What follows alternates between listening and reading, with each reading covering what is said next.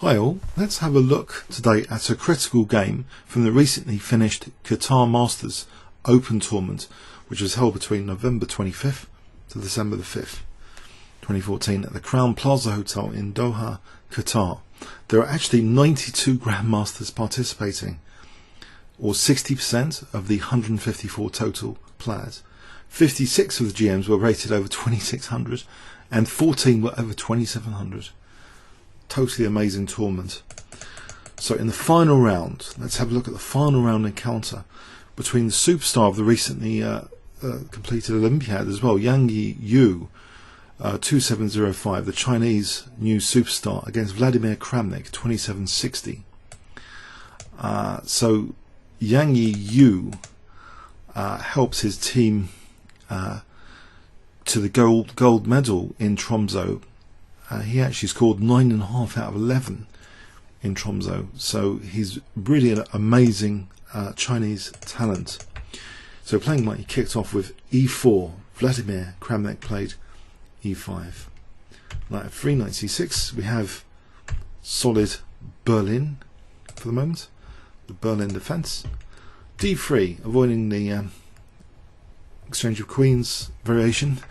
So now we have bishop c5, and now taking on c6.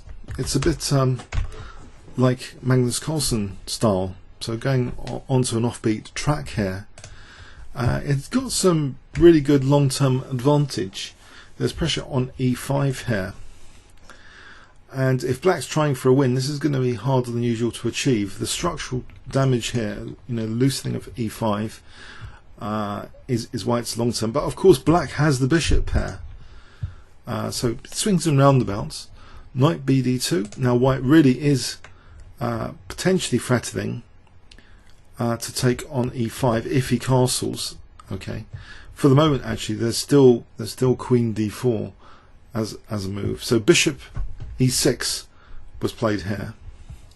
So if knight takes e5, let's just check this basic thing out. Queen d4, not queen d3, queen d4.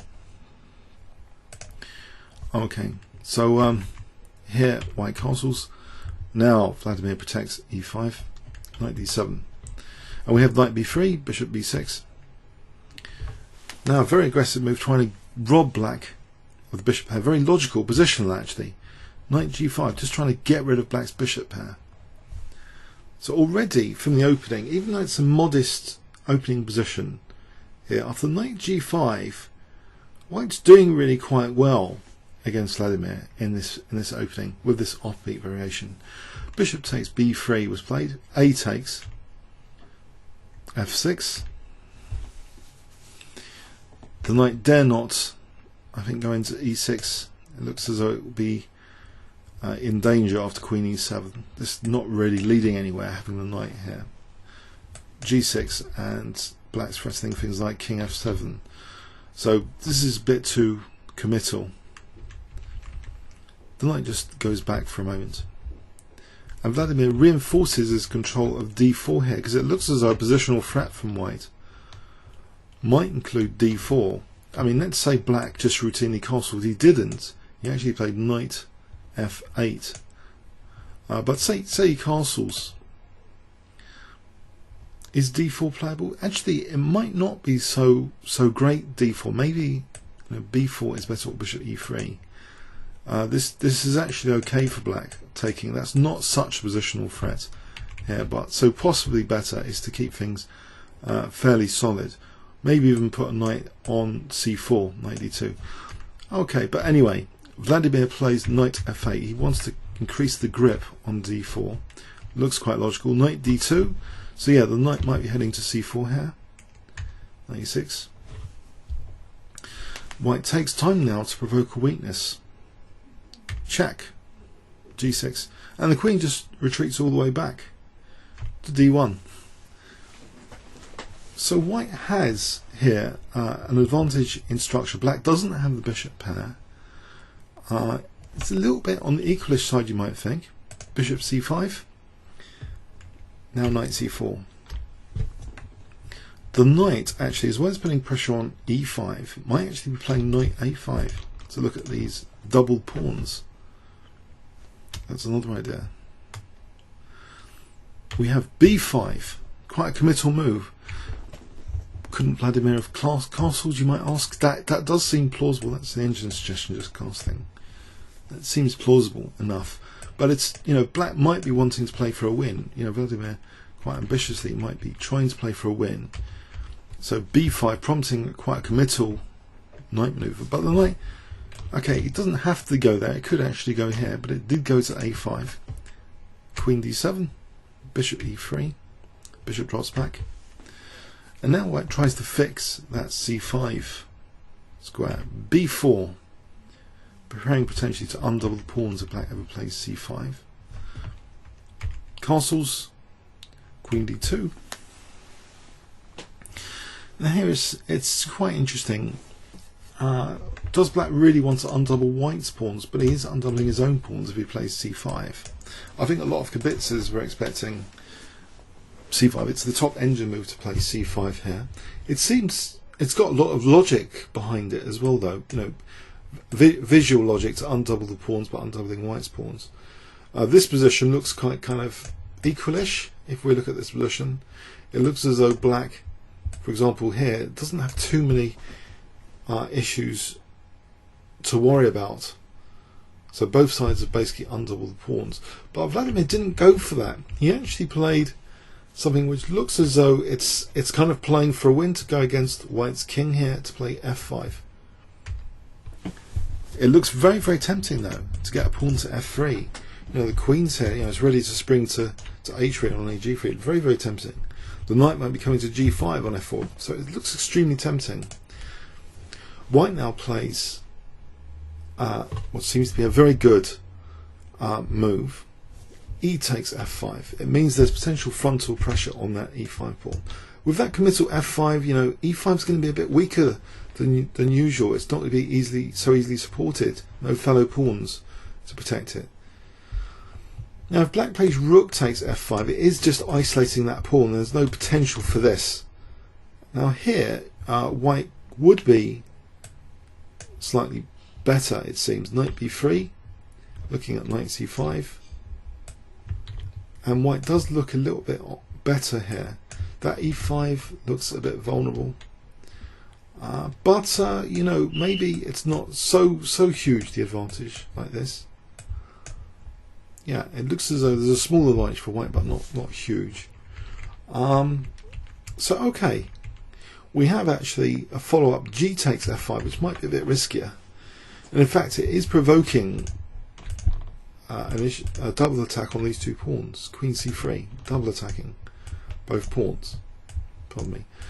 And does black really want to have to take on a5 here? Is that even a good move to take on a5?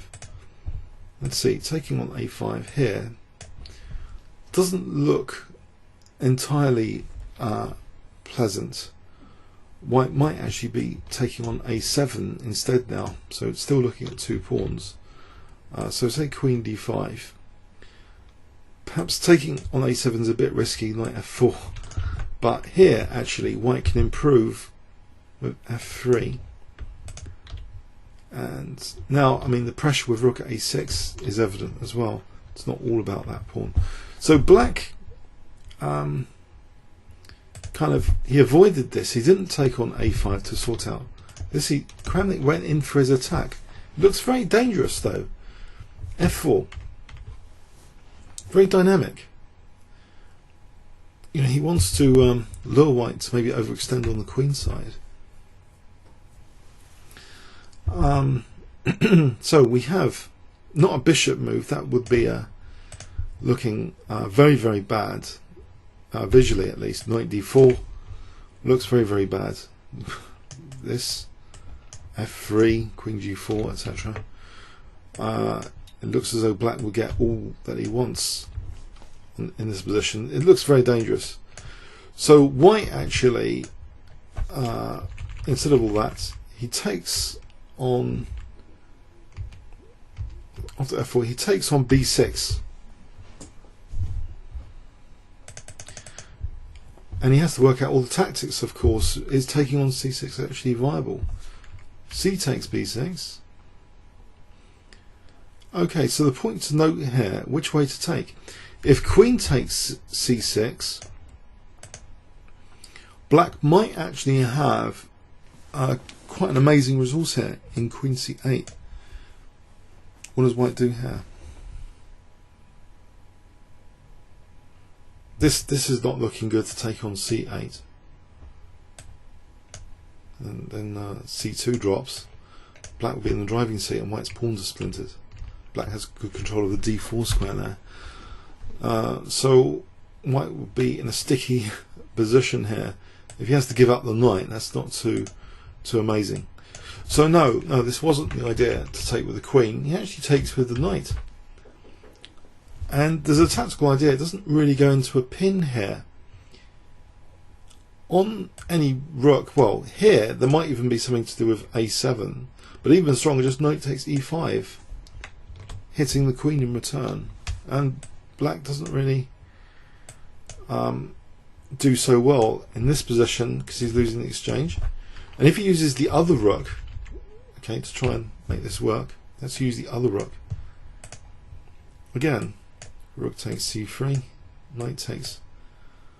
And actually here we've got a tactic. We've got knight takes b6, that's quite good. Knight d7, then white's better here as well. It seems, even though you might think there's a bit of activity, you know, a7 is going to drop. It's not too pleasant, this position. You know, check, taking here, it gets a bit nasty for black. So basically,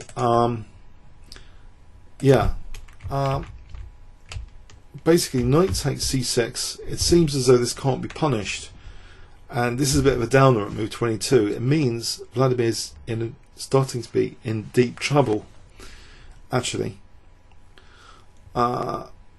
The engine suggestion here is knight d4, in fact, which does have a concrete idea, knight e2. And if it takes, that might be the best move, queen d2. Does black have an attack here? Say f3. Well, you don't want to play g3 because of queen h3. But white has check. And fe1. And yeah, this is going to be big problems for black. This position, big problems. I don't think there's enough. There's always a7 dropping in these lines as well, so there's not enough there. Vladimir plays actually queen d6, so still looking forward to f3 as an idea, and also this pin, of course. So he's trying to get a bit of time with this pawn sacrifice. White just plays rook takes a7. Looks a bit greedy in some respects. Is it exploitable? If we try knight d4 here, I mean in the game rook takes a7 was played, but if we try knight d4, I'm not sure this works out too well. Knight takes d4 is the engine suggestion. So if takes, we've got knight takes b5. Ouch. Black really isn't doing too well there. So okay, we have rook takes a7, knight takes a7. Things are going from bad to worse for Vladimir in this crucial last round encounter. White's got now pressure on the queen side, pressure on e5, so b5 and e5 under scrutiny. I mean, again, knight d4, you know, it seems tempting, or f3. Knight d4 here. There's actually a very nasty tactical trick in this position, which may be a little bit instructive, even though black seems to have these nasty threats, and the knights kind of seems to be out there. Can you see what white could play here, incredibly? If I give you 5 seconds. Okay, knight takes b5, attacking the queen. If takes, then check, taking the knight. Yeah, and if check here, this position, there's queen c4. Yeah, white's always going to be better here, it seems. Incredibly. So the tactics are not working out with knight d4. So f3 is tried. Now a very strong move, queen c6, getting on that key diagonal. Queen e7. Knight takes b5. Black's queenside is being chewed up. King h8. I mean, what else? If fg, let's see, fg, maybe taking here is best, just with the king. Any check, you know, the king's going to be ready now. I mean, that g file's going to be ready. Doesn't look too promising. So we have king h8. Black's trying to use the g file. I mean, it looks still quite aggressive. g3. Now we've got this classic scenario where the queen's eyeing f3, but it's also eyeing a8, which is good for attack against black's king if the rook comes across. So defensively, you know, black, well, needs to get his queen onto g2. It's taking too long here, it seems. Queen f7, as though, okay, queen f5 is concerned, like this. But with the queen eyeing f3, okay, there's a battery at the moment protecting f3, but white is removing that battery surgically now. With this move, rook a1, he's going to pin this rook. Ouch. Any king g7 is rook a7. So if black now tries going all in with queen f5, doesn't work out here. White has rook a8. And if here, then just queen takes f3. This is immobilized. We're defending g2. There's nothing for black here. Quite a painful scenario after rook a1. Yes, this materialism has gained access to a key queenside square, the a8 square, incredibly.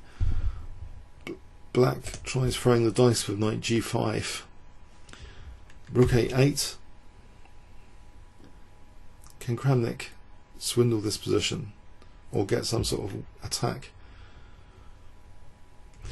Now again, I mean, it looks tempting for queen f5. Let's have a look at queen f5. It wasn't played. Here it seems just knight d6. Again, there's a snag here with any queen h3. Well, the rook's hanging here. Rook takes f8. And knight f5 will be crushing, apparently. So if it takes here, there's queen f6, mating black. So yeah, this is not working, this stuff. So Vladimir tries queen e7. And now h4. Forcing black to hand with the knight. Check. King f1. Now e4, trying to get to white's king. White simply plays queen takes e4. A lot of moves win in this position. It's so good now, the position. White could have just taken there and then taken e4. It just takes on e4. Yeah, it's made to look like kind of a straightforward win in some respects, but no, there was a lot of stuff behind the scenes. Vladimir resigned here. His attack is just non-existent, it seems now. And also his own king is not very safe. Yeah, so with this win, Yangyi Yu won the Qatar Masters. So congratulations to him. I think he's going to be over 27-20 now in live rating. So one of the strongest Chinese players now, definitely in the world, and one of the strongest players in the world. So winning this super strong Qatar Masters. Congratulations to him. Commiserations to Vladimir, who went for it, it seems, with the black pieces, but it didn't quite work out. Okay, hope you got something out of that game. Comments or questions on YouTube. Thanks very much.